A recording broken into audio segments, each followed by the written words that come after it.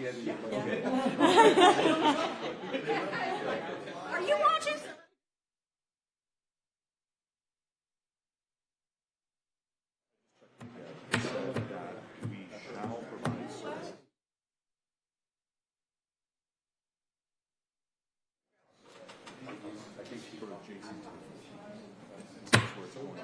Three times in one.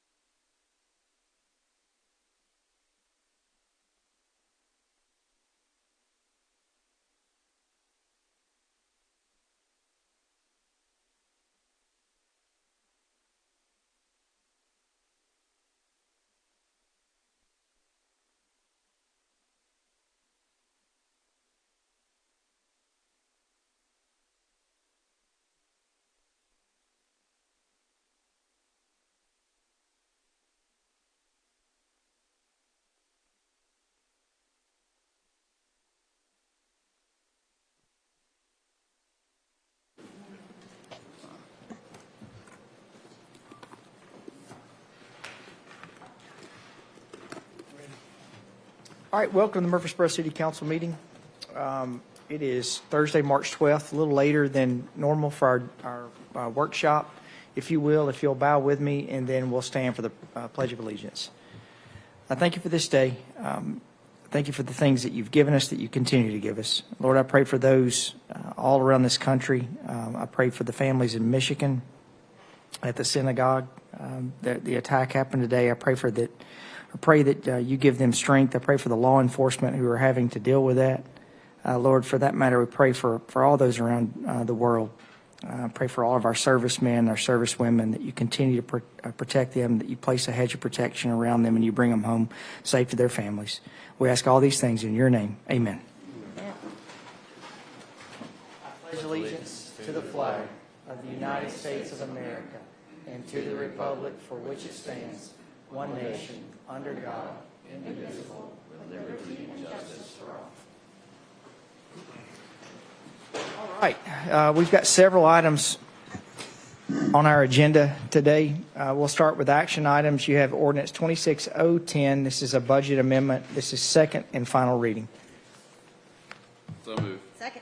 Motion and a second. Please call the roll. Ms. Averwater. Aye. Ms. Gels Harris. Aye. Mr. Maxwell. Aye. Vice Mayor Shacklet. Mr. Wade. Mr. Wright. Aye. Mayor McFarland. Aye. And we'll move to item 2, capital improvement program funds and reallocations. Yes, we're proposing to reallocate $438,000 from the Medical Center Parkway Phase 1 to fund facility improvements for 2 properties that the city recently acquired. $288,000 will go to the Ridgely Road property, and $150,000 will go to the Old Schools Transportation Facility. Both properties will be used for facilities and office space. I'm happy to answer any questions and recommend for approval. These MED funds. No, no, sir.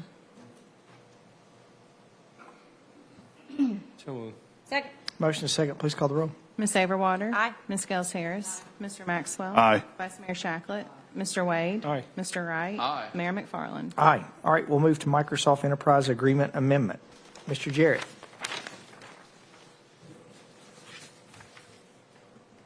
Hello, Mayor and Council. This amendment updates our existing Microsoft 365 enterprise agreement to reflect our current user count and licensing needs under the State of Tennessee contract, and allows for additional licensing to be added under the agreement as needed. The annual cost is approximately $474,000, with Water Resources funding 25% of that total. Happy to answer any questions. Any questions? Move for approval. Second. Motion is second. Please call the roll. Ms. Saberwater? Aye. Ms. Gels Harris? Aye. Mr. Maxwell? Aye. Vice Mayor Shacklet?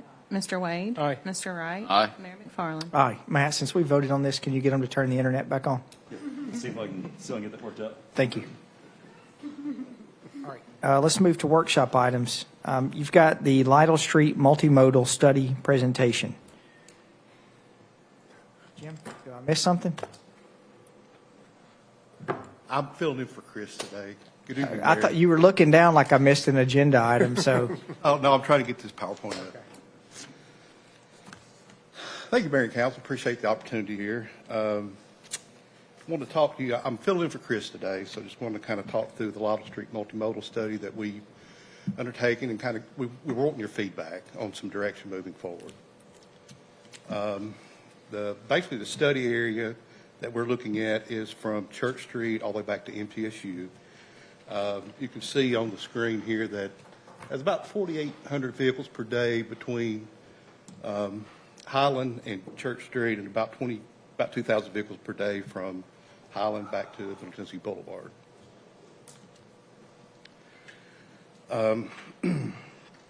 Today we'll be providing an update on Lytle Street multimodal and asking for guidance on the general direction we should take moving forward. The goal of the study is to improve the overall mobility connection between MTSU and downtown by addressing sidewalk gaps, ADA issues, limited bike accommodations, and several constraints in the corridors such as multiple driveways, aging pedestrian infrastructure, limited right-of-way, and utility constraints. Based on those constraints, two feasibility themes, we're calling these themes and not really concepts, but themes, emerged. What we need from council at this stage is not a decision on details, but a direction on which overall approach or theme you prefer.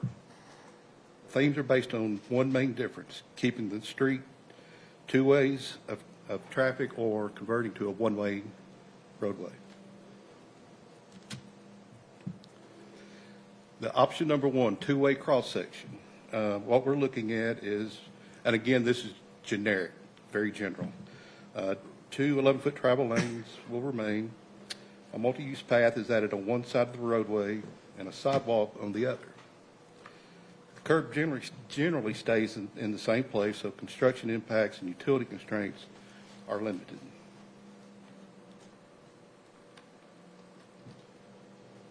That's kind of the generic cross-section that we're showing there with the pedestrian path, parking, two drive lanes, and sidewalk with buffers.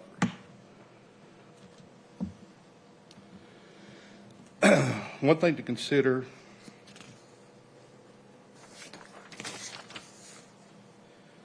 on the supplemental considerations on option one, only targeted right-of-way needs are anticipated. Traffic patterns remain the same for residents, schools, and bus routes. This option improves multimodal accommodations but maintains a vehicle-forward street. This is option number two, one-way cross-section. Make sure I don't lose my place here. One-way cross-section, we're looking at a 12-foot travel lane. This allows wider buffers, traffic calming measures, and possible small parking pockets. Fewer conflict points makes pedestrian crossings easier and safer. Lower vehicle volumes and slower speeds increase comfort for pedestrians and cyclists. Again, this cross-section showing a driving lane, parking, pretty good-sized planting strips or buffer areas in a 10-foot and a 5-foot. Supplemental considerations for option number two. It would require some circulation changes, update signage, in coordination with school and mail delivery. May involve more curb or utility adjustments depending on the final layout. This option is more pedestrian than bicycle forward. The comparison between option number 1 and option number 2, of course, option number 1 maintains 2 ways of traffic, while option 2 is a one-way operation. Multimodal, there is multimodal quality on both, although option 2 provides a higher comfort level for pedestrians and cyclists. Construction impacts, number 1 is probably a little bit more minimal than number 2, depending on how the curb and gutter and storm drainage and all that work out. And the right-of-way, both options will avoid any type of full parcel acquisition. And option number 1 is probably the lowest likelihood of right-of-way.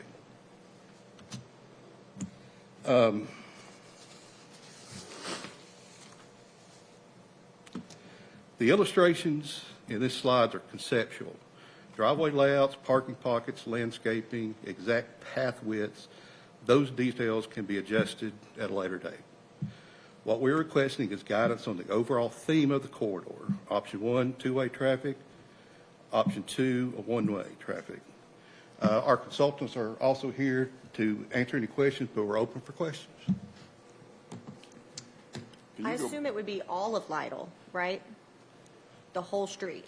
It would be from Church Street all the way to Middle Tennessee Boulevard.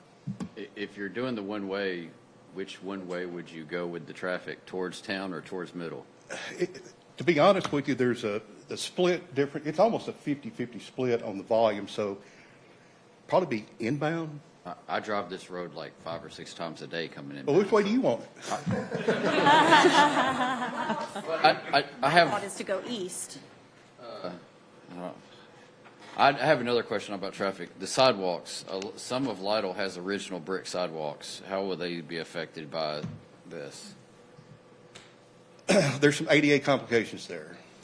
So more than likely, that's a good question. We'll have to talk to our ADA coordinator to see what our restraints may be on that. Okay. But there's definitely some ADA. If they can be challenges. preserved, that would be great, just for originality. Yeah, sure. Totally agree. We've had the brick sidewalk issue up and down Main Street, Manny Avenue, when we reconstructed Manny. Because I remember there was a big controversy about that on Main Street years ago. But I think in that case, didn't they take the bricks and use those somewhere else to not do away with them, but at the same time, Give them some kind of at the same time that we talk about I wanting. think that's correct, Mayor, but at that point in time, I was in private, so I'm not exactly sure. I remember that the argument with that we talk about saving the bricks, but then at the same time, the amount of people that have fallen as the bricks. Yeah. I mean, it makes it tough as well. So there's maybe a good mix to that. I pulled a muscle on one running. Yeah, straight up wiped out. It was brutal. What recommendation do y'all have? That's a good question. I can give you one. in my opinion. We want to bring this to y'all's attention to see if you get any comments. I think pretty close, yes. Can you go Have we back talked one? with? Have we talked Back, The comparison slide, how do I go back on this thing? probably a back arrow. There we go. Okay. Have we talked with the principal of Central Magnet or We Jimmy have not. Sullivan about this? Because my kid went to Central, and it was, traffic on that road is very tough, and in the mornings and the afternoons. That is where, in my opinion, a lot of the people pick up and drop off is right there on Lytle. Central doesn't have school buses, and so it's a big, a lot of vehicle traffic. And so using Lytle for pickup and drop off is really big for Central. Yeah, that's why we want to get this in front of you guys. How many streets downtown are one way? Because to Jamie's point, if this is one way and people are in the habit of being able to go both ways and/or drop off their kids. And I is that think really the only one way is in the square area, if I recall correctly. Now, we do have some streets that are two ways, but they're like 12 feet wide. In my opinion, just looking at that is option one. You keep it the same way. You got sidewalks on both sides. I know the two people that walk down Lytle and the one bicycle that goes down Lytle, they'll be upset that they didn't get their own dedicated lane, but I think it's important to keep the two-way traffic personally. That's really what we're wanting to talk about, because even option one will still have several different concepts that can be developed. I agree with Councilman Maxwell. You throw one lane road in out of the whole downtown infrastructure, it'll be havoc. Yeah. Yeah, that was my thought. Are we going to then make the next parallel road the other direction like, Franklin does? I mean, Austin, I think you might underestimate, though, how many people walk on Lytle. It's a lot of kids. A lot of families live right there, and their kids walk to Central. There's runners. There's moms walking with strollers in the mornings when I've dropped off. So, I mean, I think I like option one, but I do want to make sure we're providing a safe place for people to walk, especially the children, and to cross the street. That's a little bit of my issue right now with Lytle, especially as it approaches Central, is kids start crossing the street. There's no real sidewalks. They're just crossing the street whenever, and I want to make sure. So maybe if we could coordinate with the administration at Central and Jimmy Sullivan to work together and see if we can get the kids and the families across the street safely, that would be nice. But otherwise, I think option one is the least intrusive. Good deal. I think it may be a good idea too, if we talk to the county and get an idea of how many people actually walk to Central. I'm sure that they've got a count that they can say how many people live in that perimeter that we could, but I mean, walkability downtown, any way that we can make it more pedestrian friendly with the amount of activities happening downtown would be good. Yeah. I do want to remind everyone that this particular project is not currently in the CIP, so it would have to be added at some point in the future. We just want to get Oh, well, that feedback. changes everything. Yeah, I was going to ask, what's the difference in potential cost between one and two? Come on, Jim. I know you got it. Would you happen to have an idea? It's so, go ahead. Come on up. Go ahead. Mayor, Council, we haven't performed any estimated cost analysis with either of the themes or the concepts. What I will say is option two, so moving the curb in, comes with a lot of additional construction considerations and would be, I would say, 2 or 3 magnitude higher cost than option one, keeping the curb in place. So if you don't move the curb, it's cheaper with option one. If you start moving the curb, costs go up. Yeah, generally speaking, yeah. Okay. It would be nice to see if there's a way to coordinate that with Middle Tennessee Electric, because if you go to your next slide, Jim, Back or which direction? go forward. Yeah. Yeah, so I mean, you look at the spider web that goes across the street with all the overhead utilities, that if we're going to do this at that time, it would be nice to find a way to get some of that underground as we go through, which is not going to be cheap to do all that. So That's an option as well. Sure. yeah, I mean, if we're gonna go through and wide and have to add curb and sidewalks, and I would think that would be something to maybe talk with Middle Tennessee Electric about at that time, to get to where you do it all at once. Jim, did you guys look at another street besides Lytle? We have not. We really started looking at this when the One East College was in discussion, and because there was a small section of Lytle Street that we were improving there. And so that's really when we kind of started looking at this corridor. We've had a lot of interest from MTSU and actually Main Street wanting this connection back from downtown to MTSU.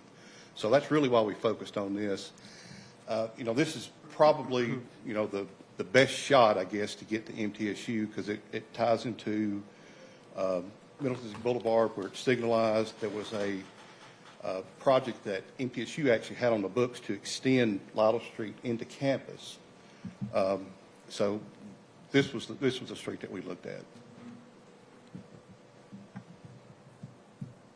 Any other questions for Jim? So what are the, you're just needing feedback to then come Well, back? I think we heard it, and we know Okay. what direction we need to go. And Darren, will this be something that you'll get maybe a temperate or a projected estimate on this for us to determine what that looks like on? Sure. Yeah. Be happy to do that.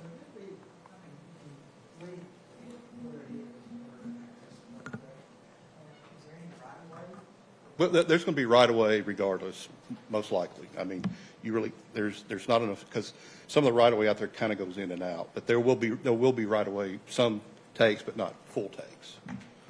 But it looks like that, I mean, based on the picture you have there, the sidewalks are not even in the right of way, are they?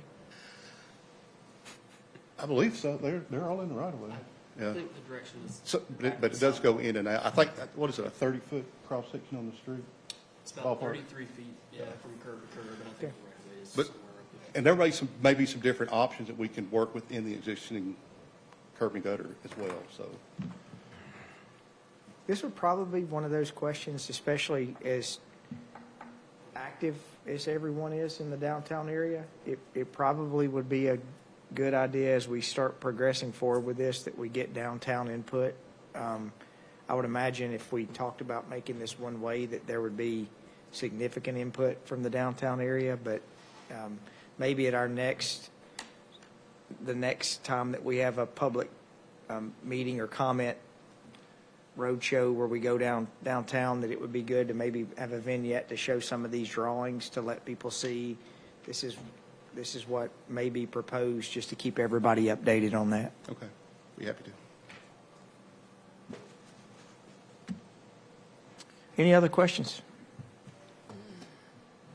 All right, Thank you. let's move to Murfreesboro Safe Streets presentation. Lexi.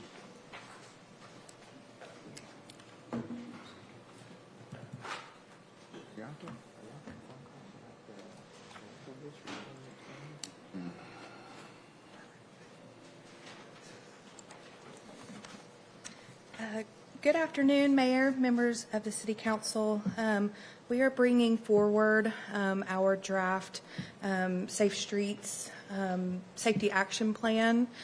As you know, this project, the community already knows a lot about this project. We've done a ton of public outreach on it, did some community pop-ups, and so the goal of that was trying to understand local safety concerns and priorities.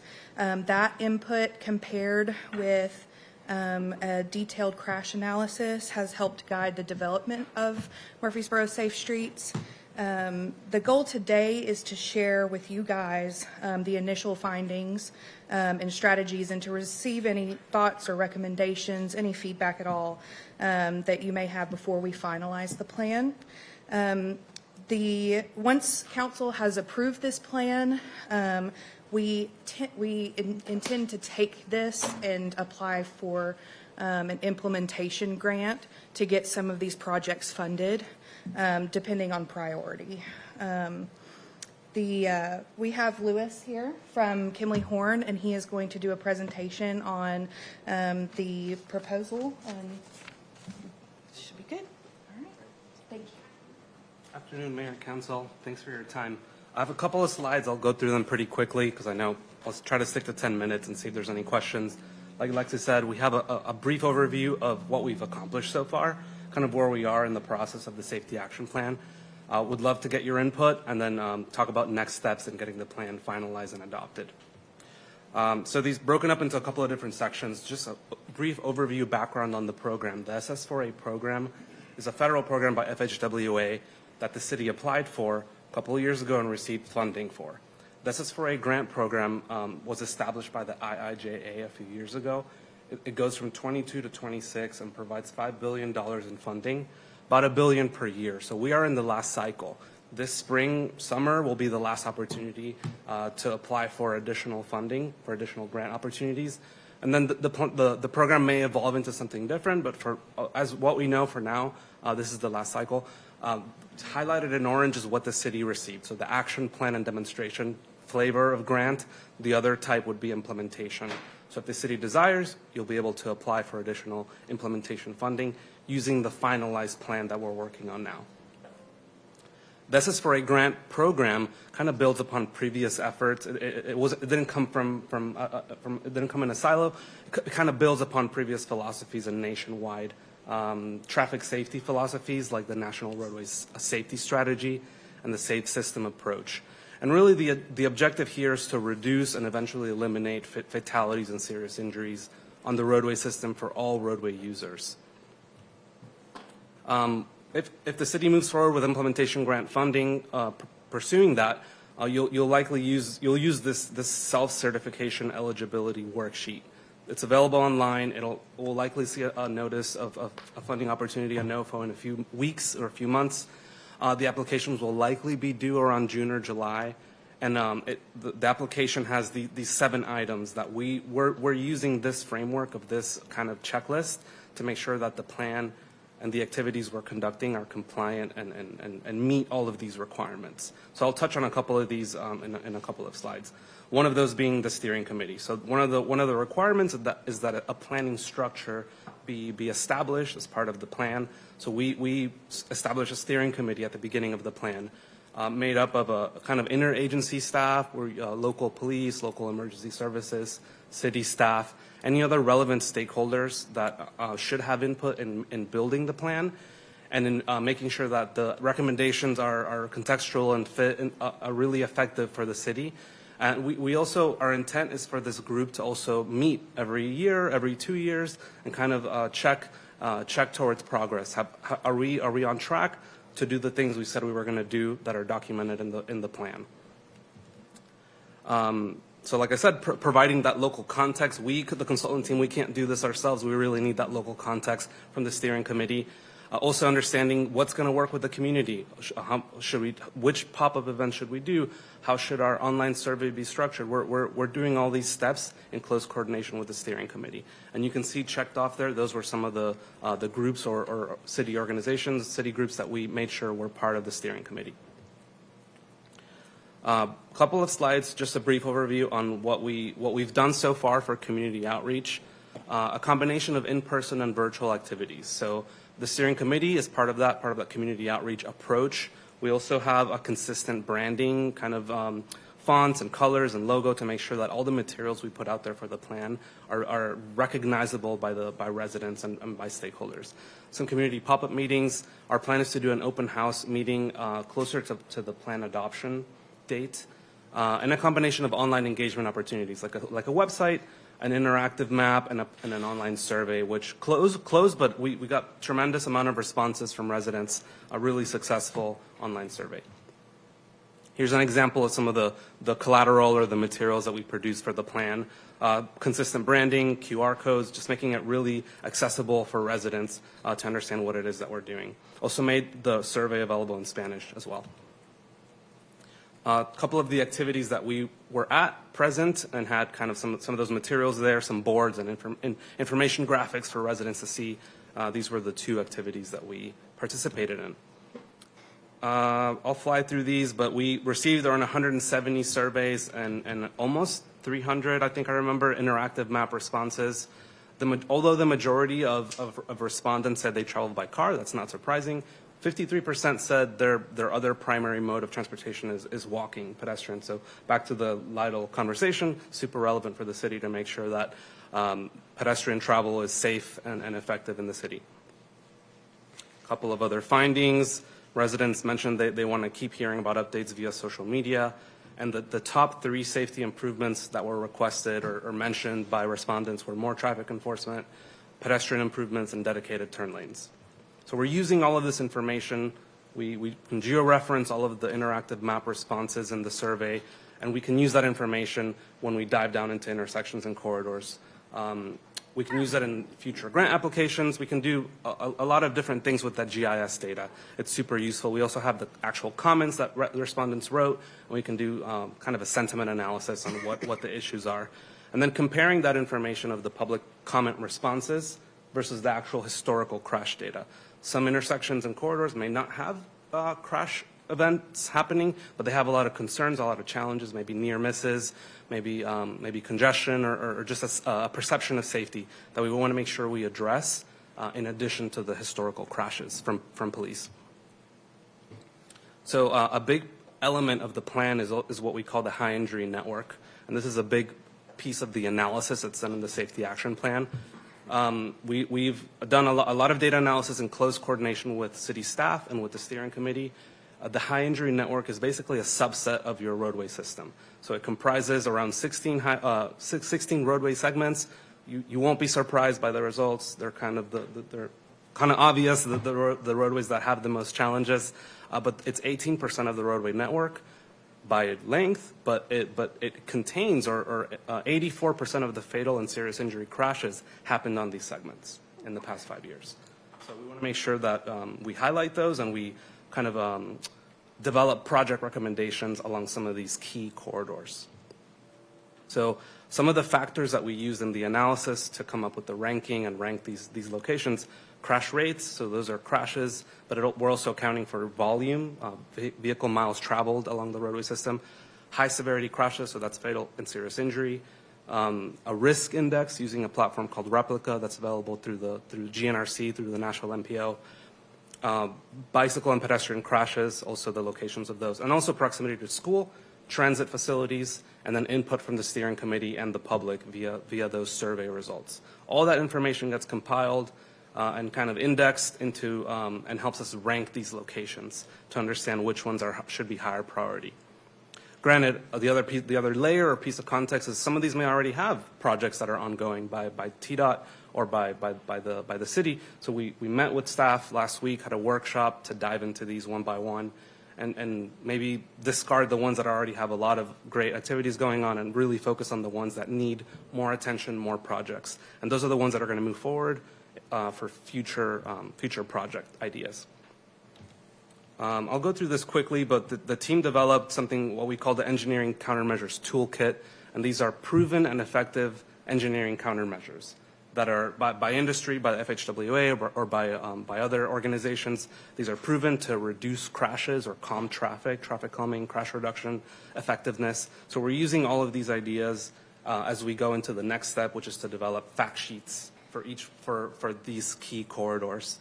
With kind of like one sheet will highlight the background information, and the other one will itemize some project recommendations that can help the city design concepts and design projects at those locations.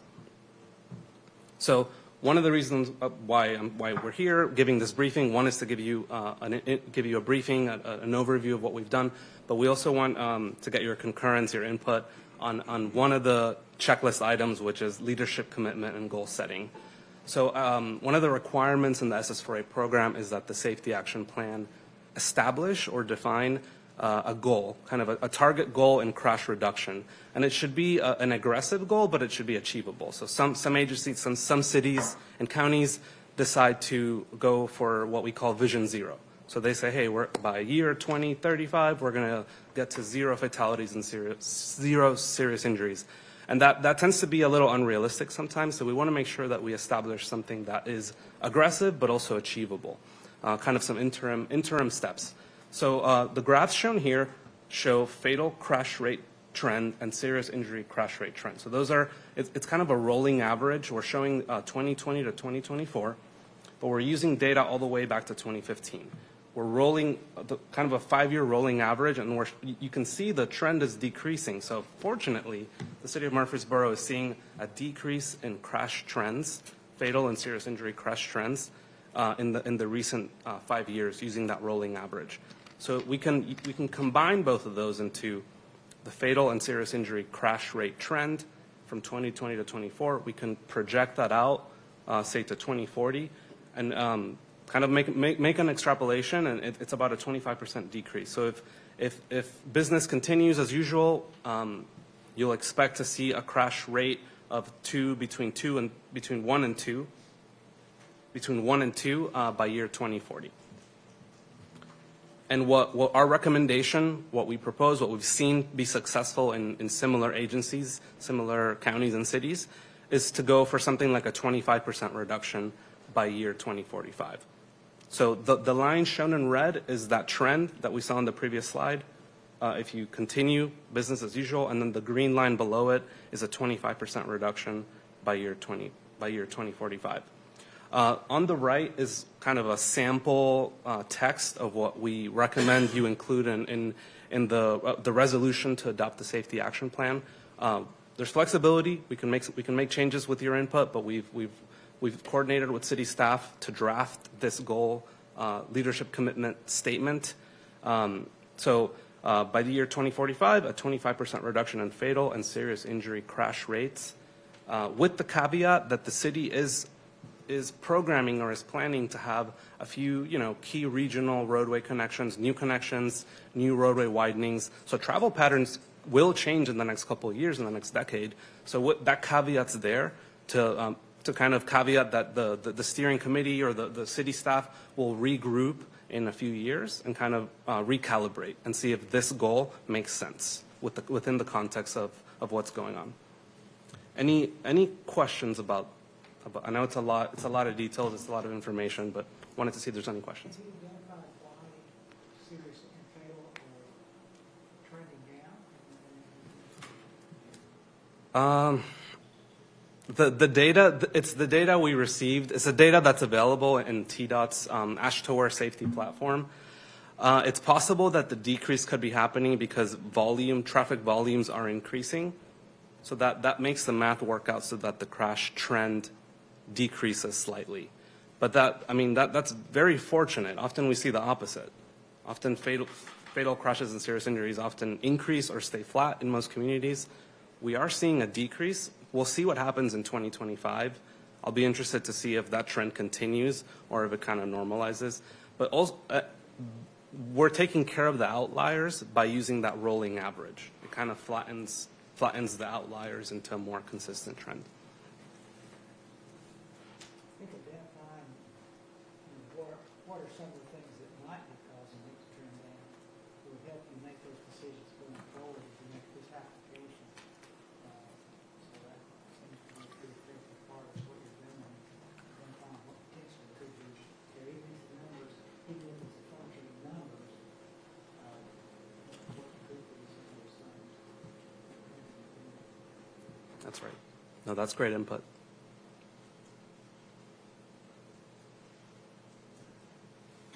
I think this is great. It's very interesting. Do you have any breakdown on crashes versus time of day or the weather? I would think if it's bad weather and it's at night, you're probably at a higher risk of a crash, especially if you're speeding. I'm glad it's down. We That do. would be interesting to know. No, we do. And the Safety Action Plan report has a lot more detail that I'm not going through here, but we do have tables and maps and graphs and narrative that goes into other contributing factors like roadway surface condition, the crashes happen during rainy conditions, lighting levels as well, time of day, seasonal, spatial, temporal trends, that kind of thing. So that detail's there, and our intent is when we develop the fact sheets for those key corridors, making those project recommendations, we bring that into the discussion. We show some of those context points. Like fatals and serious injury crashes happened here, but here's some of the other characteristics of this corridor. Like what is the volume? What is the pedestrian activity? Are there any interesting characteristics about that corridor?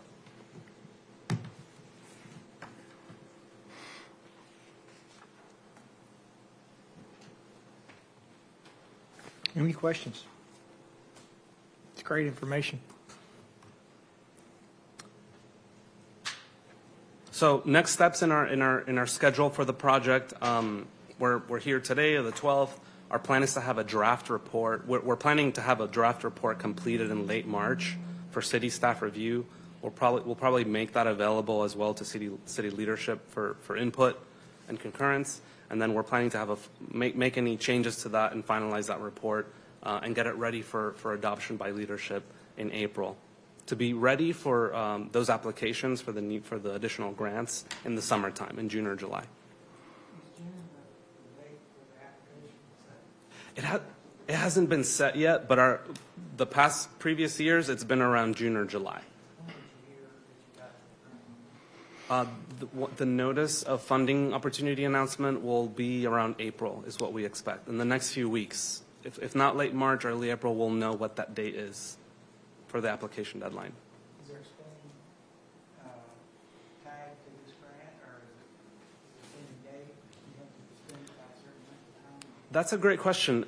If the city were to apply for and receive a new grant, typically have 5 years to use those funds.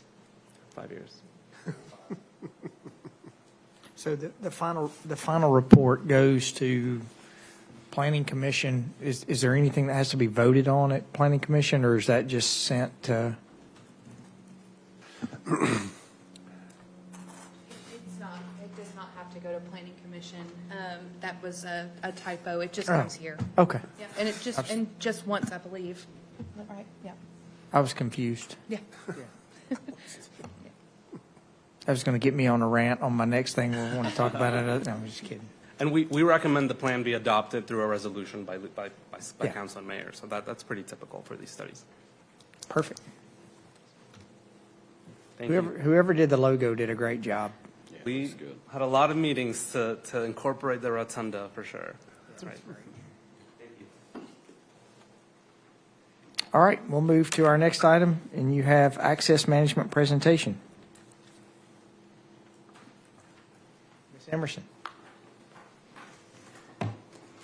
Hey, I think it'd be safe to put out that it took 2 people to fill in for Chris Griffith today, just to make Chris feel good. Yes, I am also a fill-in. Thanks for having me.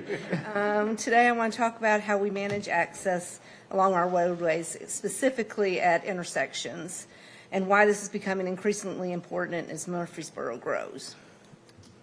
When we talk about access management, we're simply talking about how drivers get in and out of properties and side streets, how they cross traffic, and where those movements occur.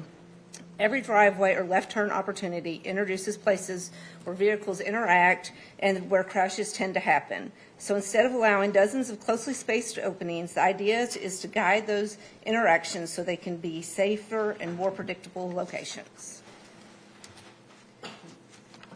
When we can better organize turning movements, crash risks go down. The most serious crashes are the T-bones and head-ons, and they tend to come from poorly placed left turns.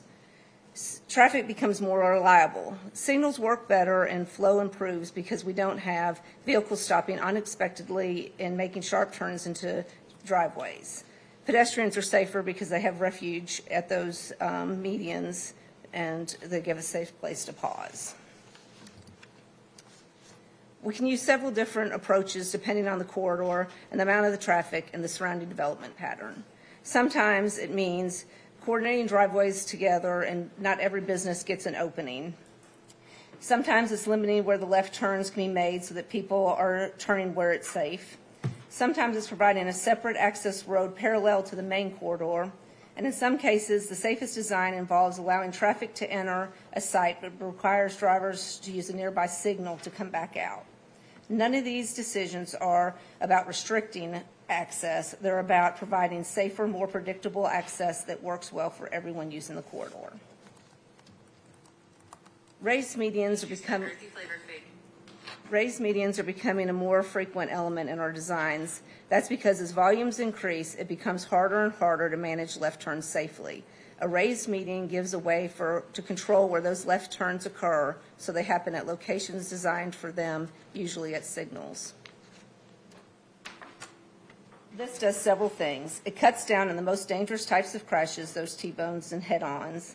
It stabilizes traffic flow because drivers aren't stopping in live lanes to turn, and it helps preserve the roadway capacity as corridors continue to grow. Some examples of where we've limited access and has made such a big difference is first is the medical center at Asbury. A few years ago, this location saw a steady pattern of angled crashes. Most drivers trying to turn left onto or off of Asbury Lane. Between 2021 and 2021 and 2023, we averaged 34 crashes per year. More than half of those were angle crashes.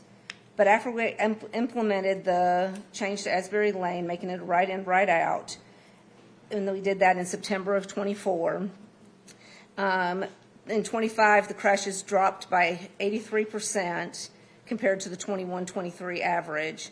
And this year so far, we've only had one crash at that location, and it was a rear end, not the angle type that we've had previously.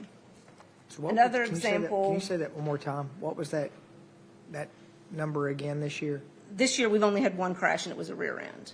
But in 2025, we reduced it it reduced by 83%. So in 25, we only had 6 crashes, and none of them were the angles. Okay. So we were averaging the 34 crashes per year. We need to get that out, please. I mean, that's been for the council, we got a lot of comments when that raised median went in and how bad the crash data was over a 5 or 6 year period. We need to push that out to let people know what that's done. That's amazing. And so another example of this is at Fortress near Zaxby's. So in the past 3 years, we've experienced 27 angle crashes. 14 of those crashes involved injuries of various types. So that's the kind of protected left movement that we're looking at doing for that intersection as well. And then a third example is the Front Vine Broad intersection. Over the 3 year period, we've recorded 19 angle crashes, with 9 of those involving injuries. These sites demonstrate what we see the city when the access points are closely spaced and left turns occur at unpredictable places, crashes rise, both in frequency and severity. When we consolidate these movements and guide them to controlled locations, the crashes fall sharply and the injuries fall with them. Our next step is to formalize guidelines so that we're applying these principles consistently. That means setting clear expectations for the developments and redevelopment, coordinating driveway placements early in the planning process, prioritizing corridors where crash patterns, growth forecasts, and public feedback indicate the greatest need. And if you have any questions, I'm here to answer them. Michelle, what was the one you said Veterans Parkway and said section? There's part of Veterans that have the raised median on it. Okay. So not the entire roadway does. Okay. It would be, Darren, for us and Michelle, Chris, when Chris is back, you know, when these decisions are made, a lot of times we're relying on your expertise because we're not engineers, just like red lights and signalized intersections. You know, we trust you guys, but when the data comes back and it's significant that it proves, hey, what they were telling us saved, I mean, at Asbury saved lives, the amount of T-bone crashes you were having at that intersection. We need to get that data. So, you know, maybe over a 5 year run where we can see what the crash data was from 20 to 25. And then when you, because I mean, I know the amount of times that the council was tagged on social media on Asbury Lane alone with several people who were telling us that we had all lost our minds on hay trucks or whatever who were trying to make these left turns, and now they had to drive down further. And we can show that the crashes went from 34 to 5. And then the year before that, I don't want to, I think that number was way higher. Yeah, it was, so the data that I have, in 21, there was 42 crashes. In 22, there was 25. 23, there was 36. 24, there was 17. Now, 24 is when we did it in September, so that's why that number dropped. And then in 25, there was just 6 crashes at the intersection. But as we've put those median lanes in, it would be great for the city council for us to be able to have that information to be able, I'm not saying that we would ever say, I told you so. But it would be great when we're asked those questions about how did that accomplish your goal, to be able to say we went from 17 to 5 or 36 to 5. A lot of those raised medians really make people mad, but if they see that it helps stop crashes, that'd be great. That's the plan for Old Fort Parkway, too. There's going to be more, I think Kerr, am I right, that the raised medians prohibit the left turn movements, make people do Yeah. J-turns or U-turns? I know, I still hadn't figured out the difference between a J-turn and a U-turn. Anyway, to get back out so you can do a right in and right out, I think that will definitely, it looked like there was a lot of crash data involved with Old Fort Parkway too. So I think that may help answer some of your question about how are these numbers continuing to decline. And I think it is, it's things like Asbury, and was And the now other one Fortress? TDOT does, we have so many roads that are TDOT roads, and TDOT is going very heavy on access control. Yeah. So we're not trying to be as aggressive as TDOT is on their access control, but when developments come, like South Church. South Church. At Vine, TDOT is dictating the roadway improvements. TDOT's gone to where they're really only given one access per property. If that, a lot of them, they're saying, you need joint access.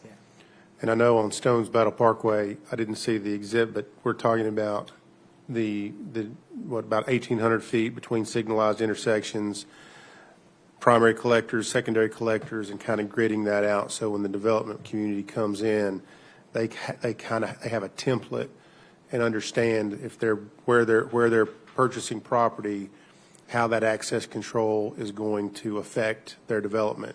So I think it's taking a very proactive approach, and I think it will allow us to continue that downward trend on our crash data, our crash per 100 mile, per what is it, per 100,000, per 100, okay, vehicle miles, yeah.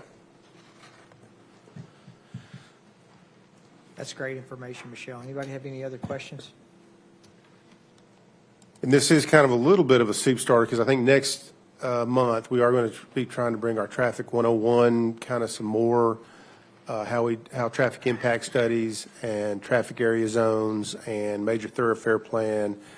I know we talked about that this morning at our public infrastructure meeting about this is really a good foundation to kind of start that thought and how from an engineering perspective we do approach developments and tie these things together. And it's not just it's just not a siloed view of everything every time something comes in. We really are trying to look at things in a connected fashion.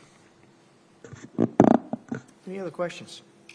All right, any questions for the January 2026 dashboard?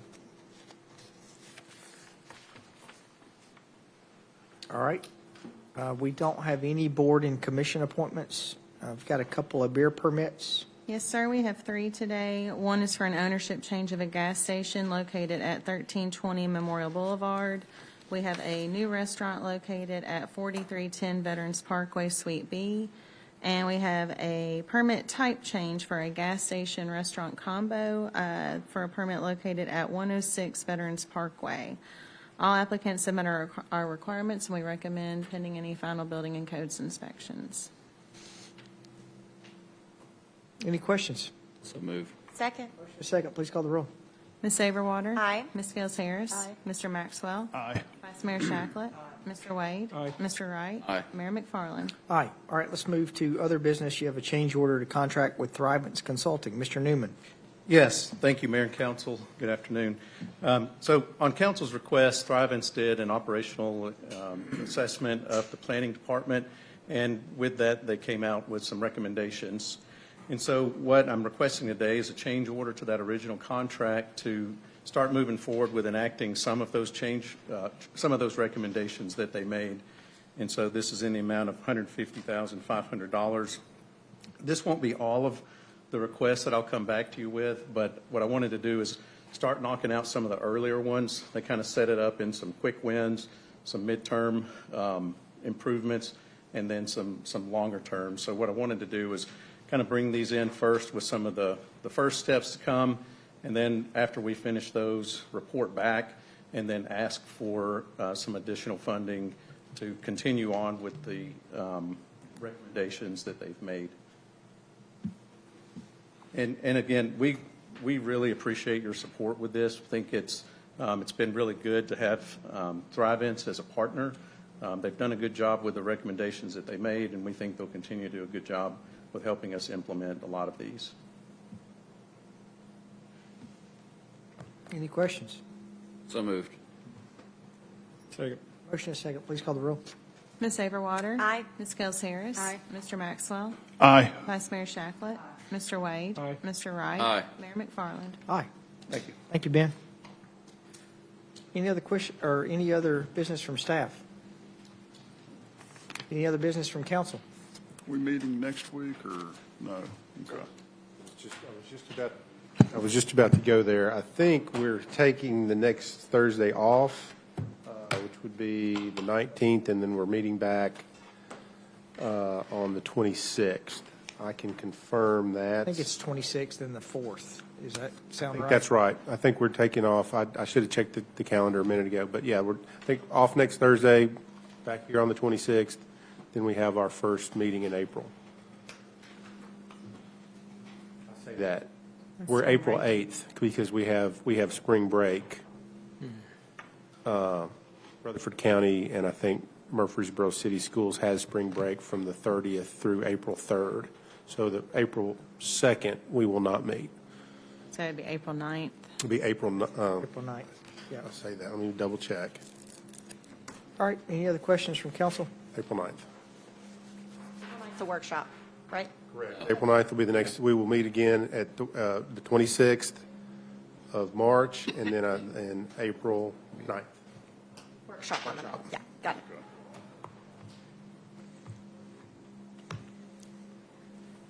All right. If there's no other business, we'll stand adjourned.